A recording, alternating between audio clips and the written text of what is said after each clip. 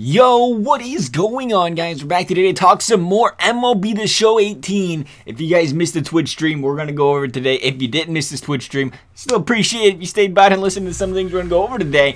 And they talked about the great franchise mode here this past week. And I'm glad to hear they're going to do some updates and change it up a lot. I like the menus. You're going to see the pictures here in the background. But one of the first things they brought up was trade talks. It's a little screen here. Pretty much shows where you rank at every single position on the field. First baseman, second baseman, third baseman, in the entire league. So there's 30, obviously 30 teams in the league, and you rank like 13th, 14th, you're middle of the pack, maybe you rank 20th, 5th, 26th. That's not good.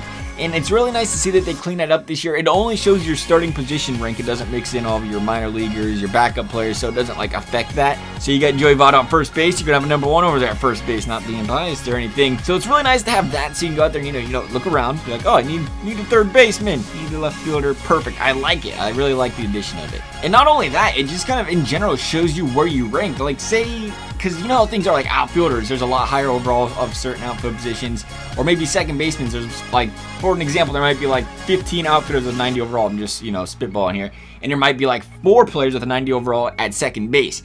So maybe that 82 overall in the outfield's ranked like 25th, 26th. Meanwhile, that 82 in the second base could be ranked like 4th or 5th. So it's always nice to see how them overalls are ranking in each position as well, knowing if, you're actually looking at your team like, oh, I have an 80 overall. It doesn't seem very good. Well, it is pretty good for that position though. They also did a similar thing for the scouting. So now when you're scouting your players, preparing your guys in the minors and everything, it shows how you're doing at each position, how you're scouting at shortstop, second base. You had a good class coming in. You got, everything else like that. So it's nice to see that they also have that for scouting. The menu layout for real though, it is really freaking nice. I really do like it. Like I brought it up before. Last year's it was just so dull and I don't know, I wasn't a big fan of it. This year it's really, I like it. Just looking at, even the matchup screen here, they show the players, it just feels so much more animated. They show the matchup, the pitchers going up against it. Even have a little bit of a sliding back and forth. What do you call that? Is it like a mini cutscene?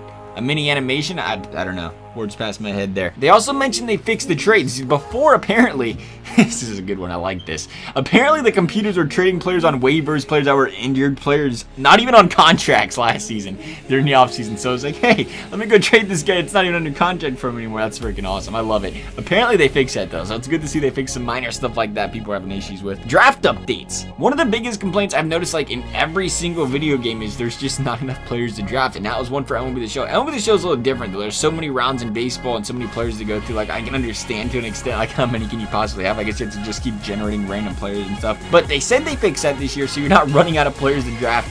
So that's good to hear right there. And if you can see here in the background, they also added compensation and competitive balance rounds. Now if you're like me, you probably don't have the slightest clue how those work at all. I mean, I kind of understand the compensation stuff with the players signing and trading and stuff, but they did add those this year because that is actually in real life baseball. And I enjoy the rounds, to be honest, because it helps, in real life baseball, it's there for a reason, to help teams that lose players, to help teams that are awful at the baseball game, I guess, to say the least. So it keeps the competitive balance rounds, etc., etc. They added that to the franchise mode, more authentic. You gotta appreciate that as well. And like I said, just finally, they really cleaned up the menus this year, made some things easier to navigate, such as arbitration. Everything was just kind of mumbled jumbled together for contracts last year.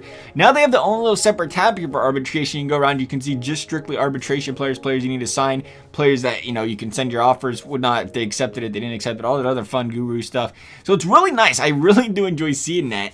And like I said, the design, the artwork, everything just feels so much more bright and like at you this year. Just the in general menus and screens. I know it sounds so weird, but a game like franchise mode, man, that's what you're doing. You're staring at the menus most of the time you're in franchise mode. So it's nice to see they clean that up. Made it a little bit better looking. So it's nice to see they clean that up. It looks really nice. Otherwise, though, that's pretty much all they talked about during the stream. I think they talked a little bit about, they showed some more about free agency. They showed the top free agents in the market and stuff like that as well. But otherwise, though, guys, I hope you enjoyed this video. As always, thanks for watching. We'll see you next time.